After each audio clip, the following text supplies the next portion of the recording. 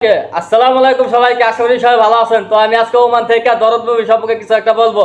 বাইরে ভাই নেটে ঢুকলে শুধু দেখি দরদ মুভি, খালি দরদ মুভির গান, দরদ মুভির রিভিউ। যত ইউটিউবার আছে, যত মানুষ আছে, সবাই শুধু খালি দরদ মুভি নিয়ে খালি লেখালেখি করতেছে আর সবাই শুধু রিভিউ করতেছে। এটা দেখে তো মনে করে না আমি পুরাই খুশি। কিসের জন্য খুশি? আমি পুরাই মন থেকে, দিল থেকে, আমি ছোটবেলা থেকে আমি সাকিবিয়ান, একদম সাকিবের খাস দিলে ভক্ত, ঠিক আছে। আরেকটা খুশি সংবাদ, আরেকটা জিনিস দেখে আমার কাছে অনেক ভালো লাগছে, সেটা হচ্ছে কলকাতা থেকে ভাই আয়া পরে বাংলাদেশে ভাই মুভি দেখতে, ঠিক আছে।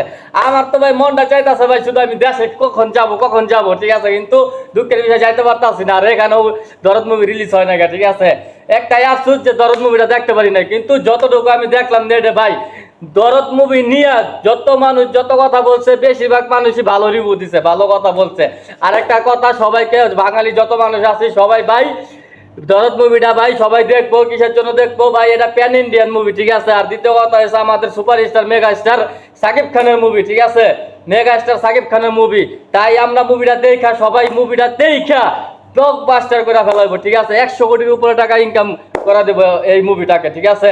আর অন্যান্য মামুন ভাইকে ভাই হাজার সালাম ভাই, আপনি এত সুন্দর মুভি দেওয়ার জন্য ভাই। আমি যতটুকু দেখলাম মুভিটা সবাই ভালো রিভিউ করছে, সবাই ভালোই বলছে। সবাইকে আমি অনুরোধ করবো দরদ মুভিটা হলে এসে দেখবেন, ঠিক আছে। সবাই ভালো থাকবেন, আসসালামু আলাইকুম।